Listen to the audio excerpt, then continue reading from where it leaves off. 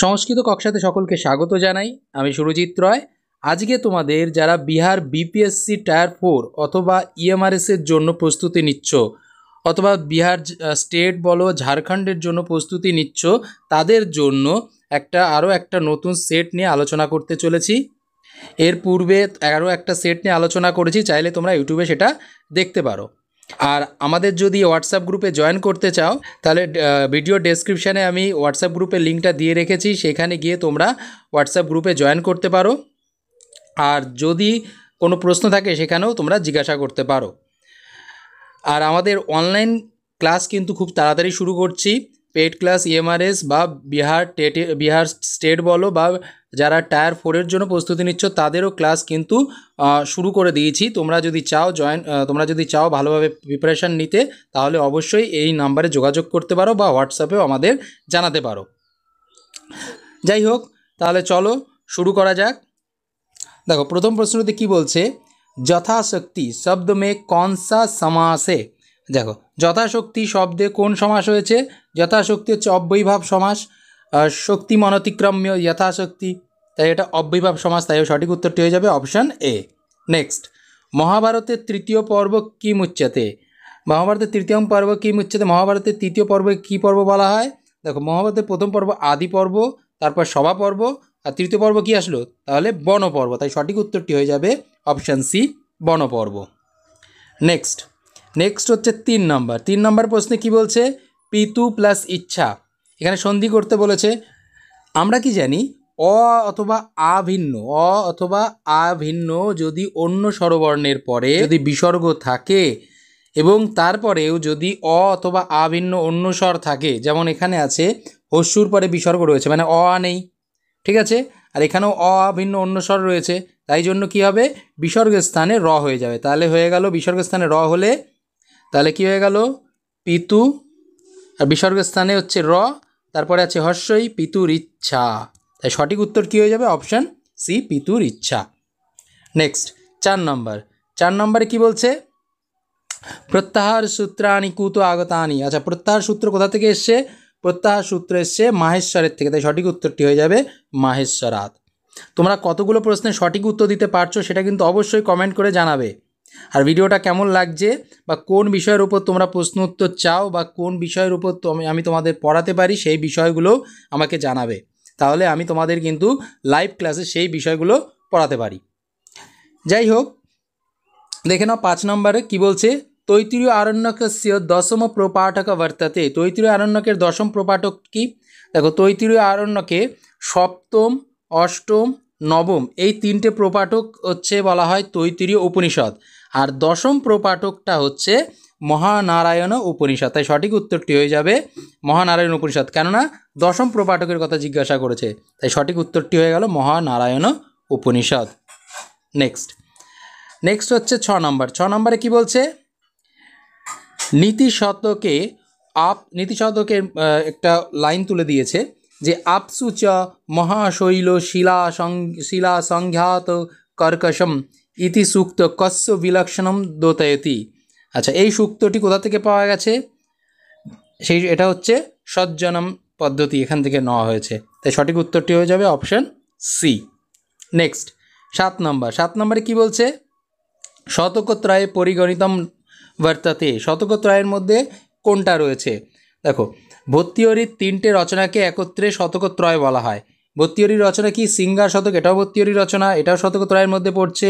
বৈরাগ্য শতকম, এটাও শতকত্রয়ের মধ্যে পড়ছে, এবং নীতি শতকম, এটাও শতকত্রয়ের মধ্যে পড়ছে, তাই সঠিক উত্তরটি কী হয়ে যাবে? তাই সঠিক উত্তরটি হয়ে যাবে অপশান ডি, উপযুক্তেষু একস্মাৎ অধিকঃ, অপশান ডি।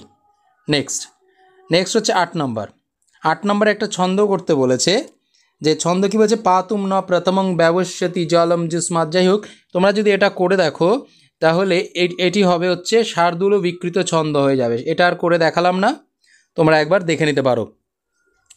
যাই হোক, নেক্সট হচ্ছে 9 নম্বর। আচ্ছা, 9 নম্বরে কি বলছে,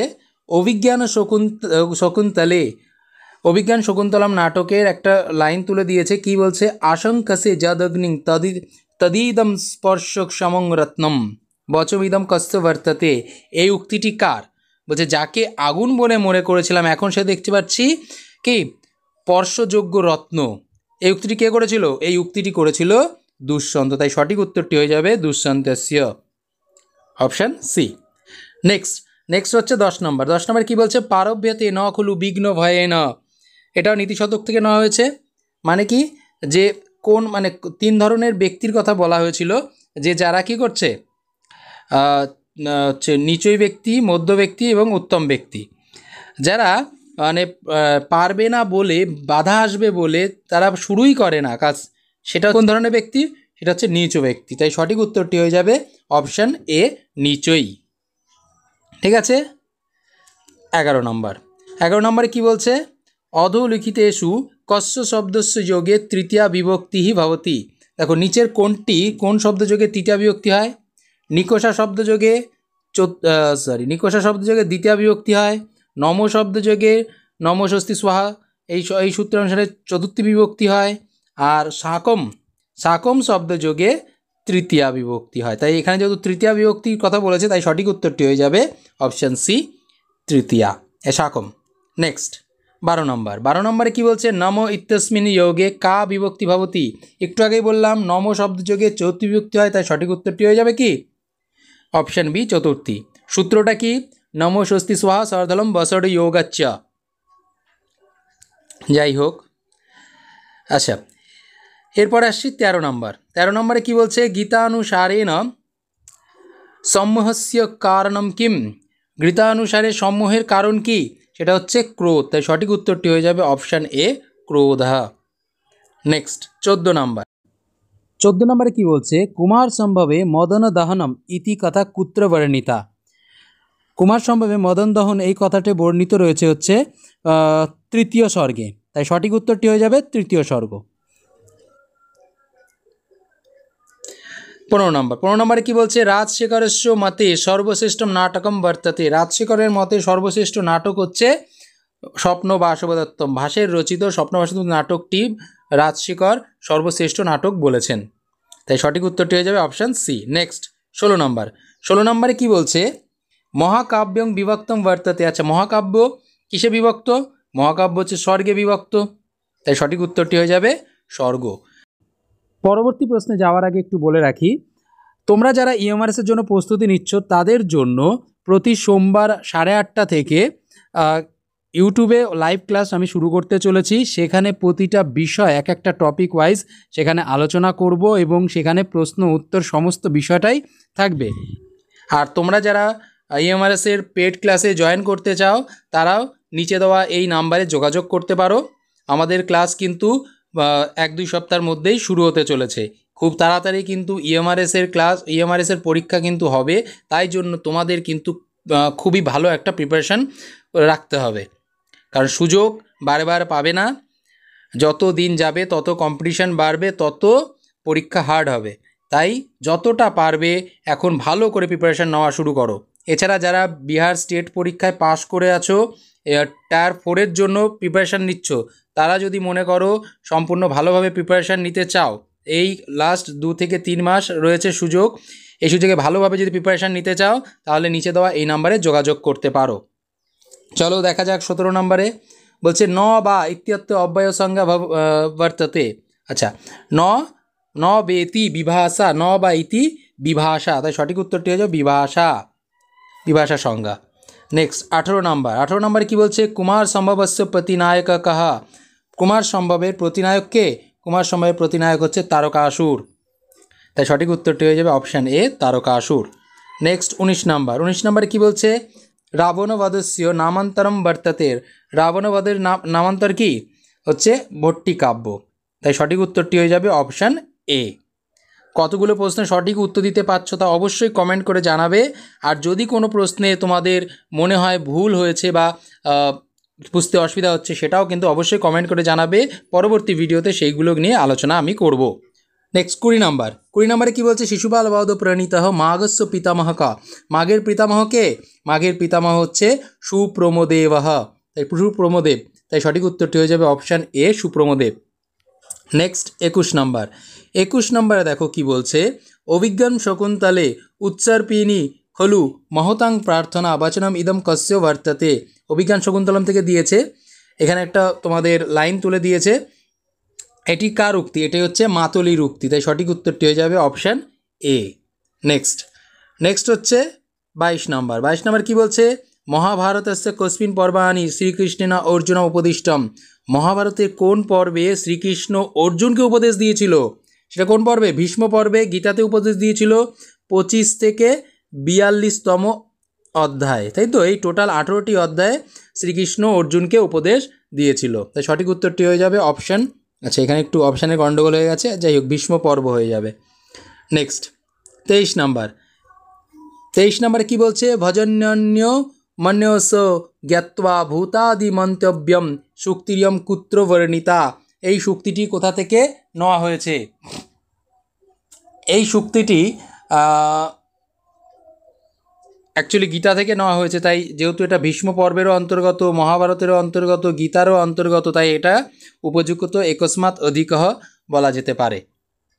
যাই হোক, নেক্সট হচ্ছে কিরাতার্জুনিয়াম অন্তর্ভূতং ভবতি। কিরাতার্জুনিয়াম এটা কোন ভাগের মধ্যে পড়ছে? কিরাতার্জুনিয়াম পড়ছে হচ্ছে মহাকাব্যের মধ্যে। কিরাতার্জুনিয়ামে টোটাল 18টি স্বর্গ রয়েছে। নেক্সট হচ্ছে 25 নম্বর। 25 নম্বর কী বলছে? কবি বিক্রমস্য রচনা বর্ততে, অর্থাৎ কবি বিক্রমের রচনা কোনটা? কবি বিক্রমের রচনা হচ্ছে নেমিদূতম, তাই সঠিক উত্তরটি কী হয়ে যাবে? সঠিক উত্তরটি হবে অপশান এ, নেমিদূতম। নেক্সট 26 নম্বর। অধোলিখিতেষু কস্য শব্দস্য যোগে তৃতীয়া বিভক্তি ভবতি। আবার কারকের একটা প্রশ্ন দিয়েছে, নিচের মধ্যে কোন শব্দ যোগে তৃতীয়া বিভক্তি হয়? আচ্ছা এই প্রশ্নটা একবার রিপিট হয়ে গেছে, তাই এই প্রশ্নটা উত্তরটা হচ্ছে সাকম। এই প্রশ্নটা আরেকবার মানে দ্বিতীয়বার আমি দুবার দিয়ে ফেলেছি। যাই হোক, 27 নম্বরটা দেখো, উপ ইত্যু উপসর্গস্য পর্যায়ম বর্ততে। আচ্ছা উপ শব্দের মানে উপবাচিক শব্দ কোনটা হতে পারে? আচ্ছা তাহলে উপ আমরা কি জানি? উপ সমীপম, এখানে উপসমীপম, উপনিকটম, উপ অর্থে নিকট ও সমীপ, এই দুটো অর্থেই হতে পারে, তাই সঠিক উত্তরটি হয়ে যাবে একস্মাৎ অধিকঃ। নেক্সট 28 নম্বরটা দেখো, নিমিত্তাৎ কর্মযোগে সূত্রস্য উদাহরণমস্তি। নিমিত্তাৎ কর্মযোগে সূত্রের উদাহরণ হচ্ছে চর্মণি দীপিনং হন্তি, তাই সঠিক উত্তরটি হয়ে যাবে অপশান এ। ঠিক আছে। নেক্সট 29 নম্বর। 29 নম্বরে কী বলছে? আদি ব্যঞ্জন লোপস্য উদাহরণং বর্ততে।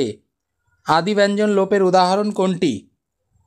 আদি ব্যঞ্জন লোপ, দেখো আদি ব্যঞ্জন যেখানে আদি অর্থাৎ প্রথমে ব্যঞ্জন বর্ণের লোপ হয়েছে, এখানে স্পষ্টই বোঝা যাচ্ছে কোন বর্ণের প্রথমে লোপ হয়েছে। স্নেহেতে দন্তের সকারটা লোপ হয়ে গেছে, তাই সঠিক উত্তরটি হয়ে গেল হচ্ছে স্নেহ। নেক্সট 30 নম্বর। আচ্ছা এই প্রশ্নটি যাওয়ার আগে একটু বলে নেই, তোমরা যারা এখনও আমাদের হোয়াটসঅ্যাপ গ্রুপে জয়েন করোনি তারা আমাদের ভিডিও ডেসক্রিপশানে হোয়াটসঅ্যাপ গ্রুপের লিঙ্ক আছে, সেখানে গিয়ে তোমরা হোয়াটসঅ্যাপ গ্রুপে জয়েন করতে পারো। আর তোমরা যদি মনে করো ভালো করে প্রিপারেশান নেবে ইএমআরএস বলো বা বিপিএসসি টায়ার 4-এর জন্য, আমাদের কিন্তু অনলাইন ক্লাস প্রতি সাপ্তাহিক অনলাইন ক্লাস কিন্তু নেওয়া হয়, পেইড ক্লাস কিন্তু চালু আছে। তোমরা যদি মনে করো জয়েন করবে তাহলে অবশ্যই নিচে দেওয়া এই নাম্বারে যোগাযোগ করতে পারো। আর যারা 2016 সালের প্রস্তুতি নিচ্ছ তাদের জন্য 3 মাসের একটা কোর্স আমি চালু করতে চলেছি। তোমরা যদি কেউ পড়তে চাও অবশ্যই কমেন্ট করো, আমি খুব তাড়াতাড়ি সেটাও শুরু করব। যাই হোক 30 নম্বরটা দেখো। 30 নম্বরে কী বলছে? শুকনাশ উপদেশ ইতি কস্মিন গ্রন্থে অস্তি। শুকনাশ উপদেশ এটি কোন গ্রন্থে পাওয়া যায়? কাদম্বরী গ্রন্থে রয়েছে, তাই সঠিক উত্তরটি হয়ে যাবে অপশান সি, কাদম্বরীয়াম। কতগুলো প্রশ্নের সঠিক উত্তর দিতে পেরেছো অবশ্যই কমেন্ট করে জানাও। আজ এই পর্যন্তই। নমো নমঃ।